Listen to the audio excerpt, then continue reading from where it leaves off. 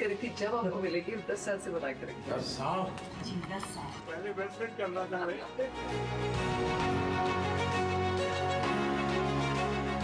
राज कपूर साहब ने दुनिया में भारत के सॉफ्ट पावर की ताकत को एस्टैब्लिश कर दिया। तो कभी आप लोग कैमरा चालू नहीं होता फोटो तो रैली होता होगा। बहुत कम वस्तुओं में जो बचे थे फैमिली में, तो ये 10 या 12 वस्तुओं में से एक है, तो आपको पेश करना चाहते हैं हम। यहाँ जो पीएम म्यूजियम बना है उसमें रखा हूँ। आदरणीय प्रधानमंत्री श्री नरेंद्र मोदी जी। कट।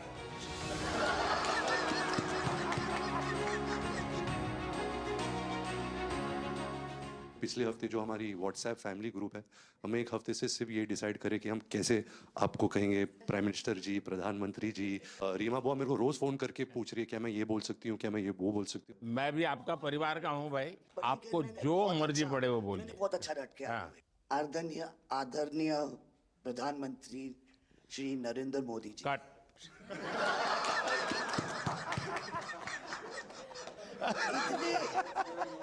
इतने कीमती वक्त में आपने सबको आज यहाँ निमंत्रित किया राज कपूर के बर्थडे 100वीं बर्थडे पे अवसर पे। हम आपका शुक्रिया अदा करते हैं। और पापा की पिक्चर के गाने की एक दो लाइन याद आ गई। मैं ना रहूंगी, तुम ना रहोगे, लेकिन रहेंगी निशानियां। वाह। आपने इतना सम्मान प्यार दिया है, आज के दिन को सारी इंडिया देखेगी कि नरेंद्र मोदी जी प्राइम मिनिस्टर हमारे ने कितना सम्मान कपूर परिवार को दिया है। राज कपूर साहब का ऊपर से बहुत बड़ा योगदान है जी। आपका स्वागत करने का अवसर मिला और राज साहब का 100वां जन्मदिन यानी हिंदुस्तान की फिल्म इंडस्ट्री की स्वर्णिम यात्रा का वो कालखंड है जी। अब 1947 नीलकमल, अब 2047 को हम जा रहे हैं। 100 साल की एक प्रकार से जब यात्रा बनेगी तो कितना बड़ा देश को कंट्रीब्यूशन है। आजकल हमारे यहाँ डिप्लोमेटिक वर्ल्ड में सॉफ्ट पावर इसकी बहुत चर्चा होती है कि भाई जिस जमाने में सॉफ्ट पावर शब्द का जन्म नहीं हुआ होगा, शायद राज कपूर साहब ने दुनिया में भारत के सॉफ्ट पावर की ताकत को एस्टैब्लिश कर दिया था। यानी एक बहुत बड़ी भारत को उनकी सेवा थी। रणबीर के साथ हुआ है, वो गाड़ी में बैठा था और एक रशियन टैक्सी ड्राइवर था और उसने बोला कि are you from India? And he was singing a song, I am Raj Kapoor's grandson. से बेटा मैंने कहा था कि मैं उनका पोता हूं, तो हमेशा मुझे फ्री टैक्सी फ्री हो जाती है। एक काम हो सकता है क्या, खास करके सेंट्रल एशिया, कोई ऐसी फिल्म बने जो वहाँ के लोगों के दिल दिमाग पर राज साहब आज इतने सालों के बाद भी, यानी आज भी उनका पूरा कंट्रोल है। मैं बताता हूँ जी, आज छोटे बच्चों को भी सिखाते गाने। हाँ, यानी उनके जीवन में प्रभाव है। मुझे लगता है कि सेंट्रल एशिया में बहुत बड़ी ताकत है जी। हमें पुनर्जीवित करना चाहिए, हमें इसको नई पीढ़ी तक जोड़ना चाहिए और एक लिंक बने। अब ऐसा कोई क्रिएटिव वर्क करना चाहिए और बन सकता है। वो उनको इतना प्यार मिला उसमें कि ये थोड़ा से उनका नाम इंटरनेशनली भी बाहर गया और उनको बोल सकते हैं छोटे से तरीके से एक कल्चरल एम्बेसडर। लेकिन आज मैं ये आपको बोलना चाहती हूँ, वो छोटे से कल्चरल एम्बेसडर थे, लेकिन हमारे प्राइम मिनिस्टर इंडिया के तो हमें ग्लोबल मैप में डाल दिया है। एंड वो हम we are so proud, each member of this family is very proud. देखिए देश की आज प्रतिष्ठा बहुत बड़ी है, बहुत बड़ी है। सिर्फ योगा ले लीजिए जी, आज दुनिया के किसी भी देश में जाइए, योगा के प्रति इतना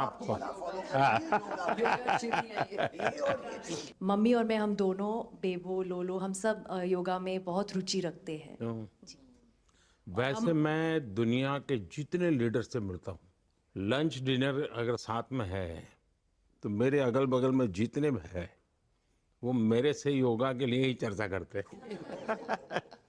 एक छोटा सा ट्रिब्यूट है नाना जी के लिए। एक्चुअली दरअसल मेरा पहला फिल्म है एज अ प्रोड्यूसर, एंड मेरा सपना था कि मैं अपने फैमिली के साथ कुछ करूं, तो सब इस फिल्म में है। मैं एक चीज बोल सकती जी हूँ, बिल्कुल।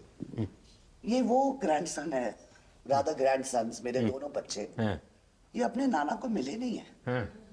और ये पिक्चर बना रहे हैं, और उनकी सब उस अरमान ने इतनी खोज की है हर चीज की, और उसमें थोड़ा बहुत just for him he is making. जो कुछ सीखे हम फिल्मों के माध्यम से, और जो माँ ने सिखाया मुझे, उनसे सीखे हम।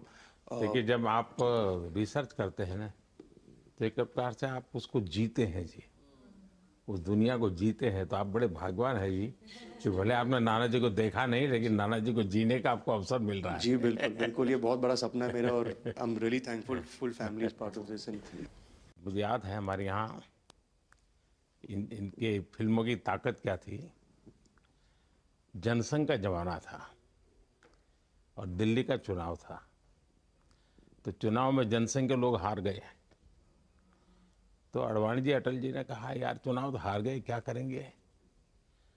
तो चलो बोले मूवी देखते हैं। तो वो मूवी देखने गए, राज कपूर साहब की मूवी फिर सुबह होगी। जनसंघ के दो नेता पराजय के बाद जाते हैं और मूवी देखते हैं फिर सुबह होगी, और आज फिर सुबह हुई। मैं चाइना में था, आपके पिताजी का एक गाना था, उसको वो प्ले कर रहे थे। तो मैंने मेरे साथियों को कहा, मैंने कहा इसका मोबाइल फोन पर रिकॉर्डिंग करो। मैंने ऋषि साहब को भेजा था। अच्छा। और वो इतने प्रसन्न हो गए।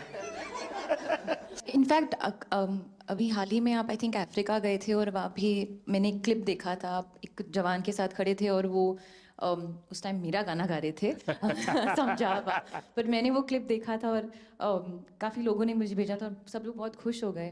बट एक चीज़ मैं कहना चाहूँगी, गाना जो है, जो दुनिया को यूनाइट करता है, स्पेशली जो हिंदी गाने होते हैं, मतलब लोग गाते ही रहते हैं, शायद शब्द उनको समझ में ना आए। और ये मैंने काफ़ी देखा जब हम ट्रैवल करते हैं, खास करके of course with Raj Kapoor songs, but even now I think एक जो एक स्पेशल फीलिंग और एक सेंटिमेंट होता है हमारे गानों में, सब लोग बहुत इंस्टेंटली कनेक्ट करते हैं।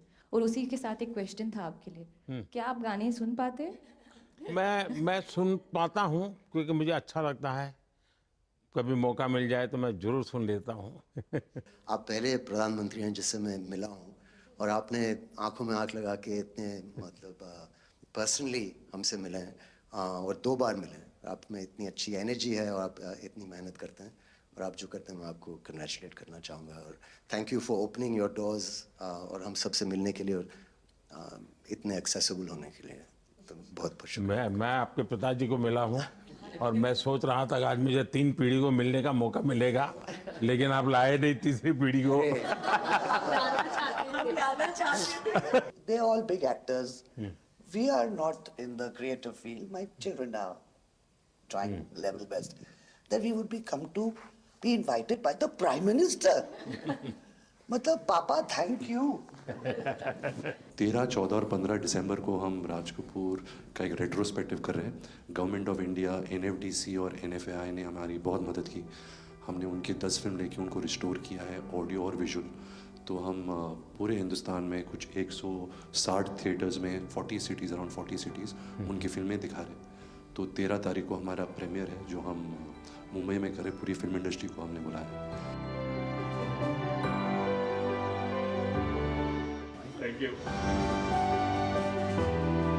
जय गणेश।